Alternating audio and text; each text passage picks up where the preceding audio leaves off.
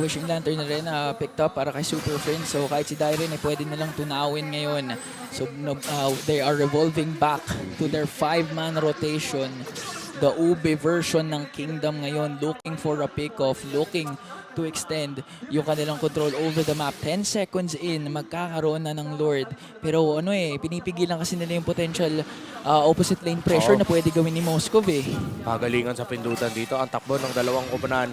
Nag-spawn na ang Lord. Hindi pa siya evolved. Wala pa namang 18 minutes. Onyx Philippines, kailangan mag-ingat ni King Kong sa baba na hindi siya mahuli.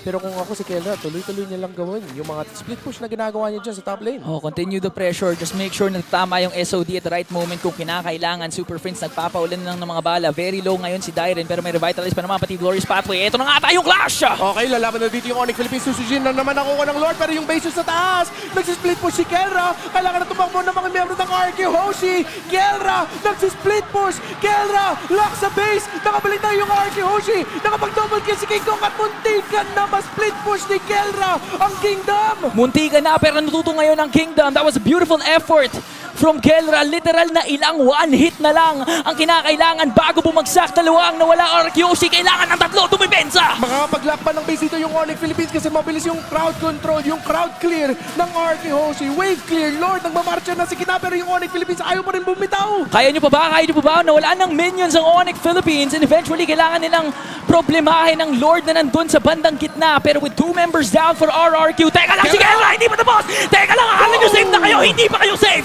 With the gold standard! Rocking doon! Toy, nakikipag 1v1 siya habang naipit naman dito si Sutsujin. Kaya mo pa, boy? Brusco, inahabol! Sinasabi niya, huwag niyo ko sayangin dito ngayon! Immortality pa, pero Brusco may Jeet Kundo. Pinagtulungan ng dalawa! Super fam ang lamang na ngayon. Dalawang miyembro ng RQ Hoshi ang nawala sa mapa. Minion waves muna. Hintayin natin yung pag-push. Onyx Philippines, dahan-dahan yung approach nila. Pero mukhang kaya nila. Endable ata to para sa Pinas. Tetlo na naman ang depensa at pinasok na nga ni Brusco ngayon. Pinagwashing-washing na lamang ni King Kong. Direct, tinatry soak off yung damage pero na-stuck siya sa sarili ng wall. Toy na rin ang tutumba. May namatay na isa pero Onyx Philippines ang mauuna sa laban na ito with a Game 1 win! Ang RRQ!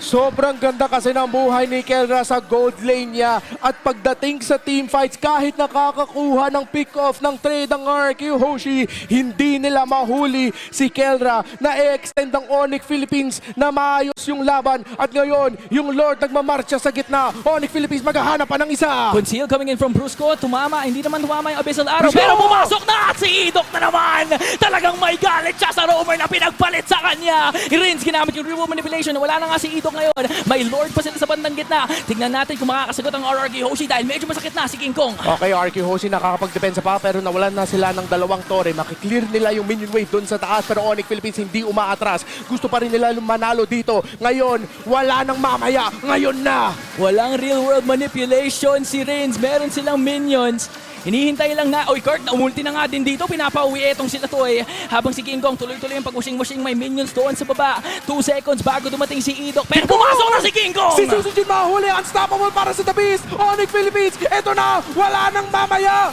Ngayon na, make it a 3-1 as the Super Fam, 1 by 1, wipe out. Wala ang Kingdom sa lakas ng Super Fam. Para matapos ang laro, merong minions ang RRQ na nagpupush doon sa taas pero si Sutsujin gusto kumontes. Nakikipag 1v1 pero pinag-shadow lang ni King Kong. Keller nakikipag 1v1, electrifying base. Sino ang unang tutumba? Keller may immortality. Sutsujin meron din naman pero pinagsamahan ni Rins. At sino ang makukuha ng Lord? It's still King Kong, the Beast! Nakahanap pa rin ng paraan ng Onyx Philippines makakuha ng Lord pero delikado to. Wala na si Kelra, naiwasan ni Susujin. Yung mga damage ni Granger, nasayawan niya ang gold standard. At ngayon, RRQ Hoshi, maganda yung pwesto nila dito sa mapa. Lalabas yung Lord para sa Onyx Philippines. May conceal na naganap dito. Idok may mahuhuli si Kirk lamang. Pero enough pa to para matapos na ang laro. King Kong nakakapag-damage din naman. Dahil rin pumasok with the Infernal Pursuit. Kirk makakatakas with the Glorious Pathway. Apat pa ang dumidepensa. Pero here comes Sutsujin. Ginamitan na nga na Electrifying Beats. Pero may Winter God coming in from Super Friends. Pero pumasok na si Toy with the Blazing Duet. Nawala na isa. Make it 2. Bruce goes the next ball. Pero may immortality. Pero the Beast nagwawala na din naman. Nag-tower lock yung RRQ. And we have... Yung spear ni Kelra.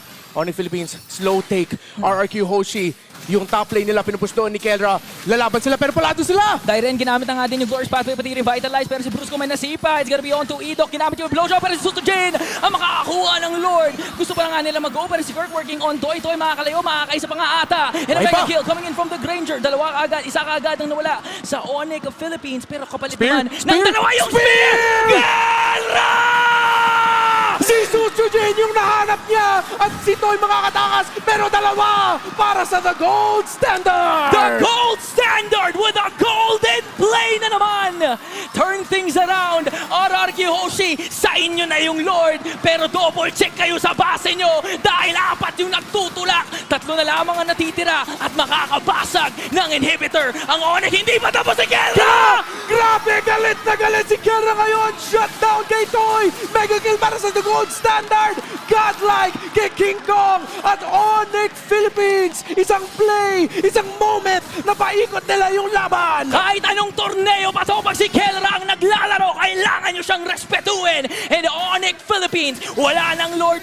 Minions onto the middle lane. Si Idong nakapag-set up dito, pero magiging sapat ba yun dahil si Kelra nakakaisa na naman?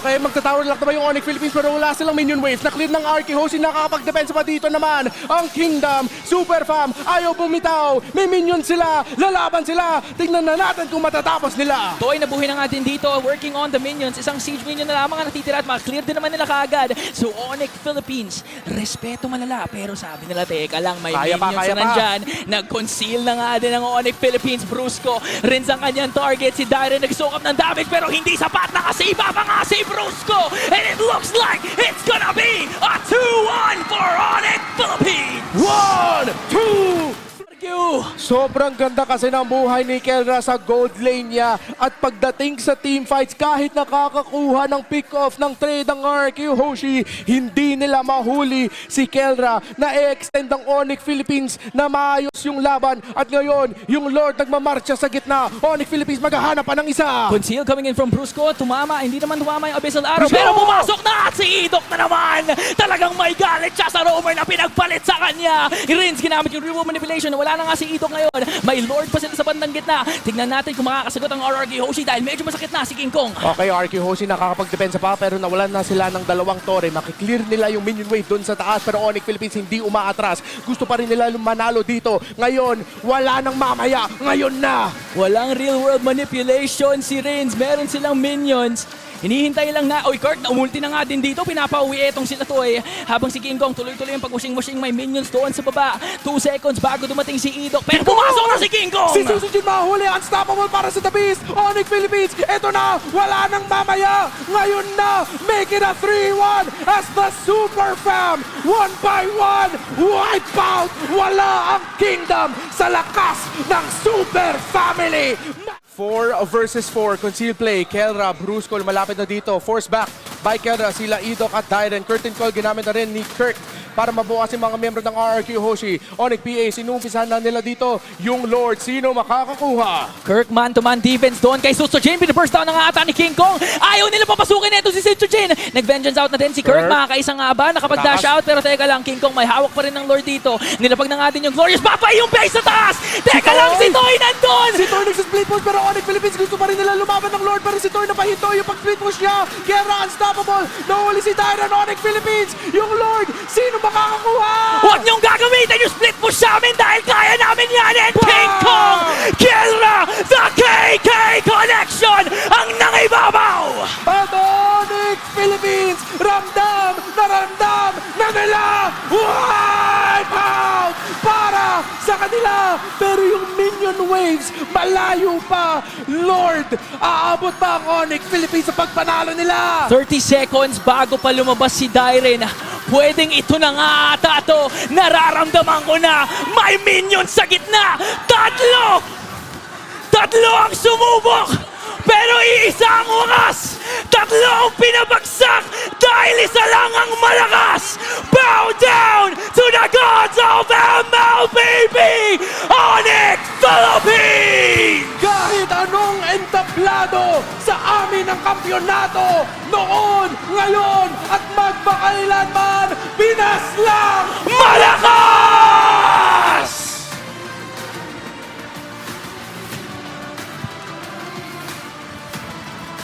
isa na namang kampyonato ang mapapasakamay ng Super Family. At kitang-kita mo ang saya.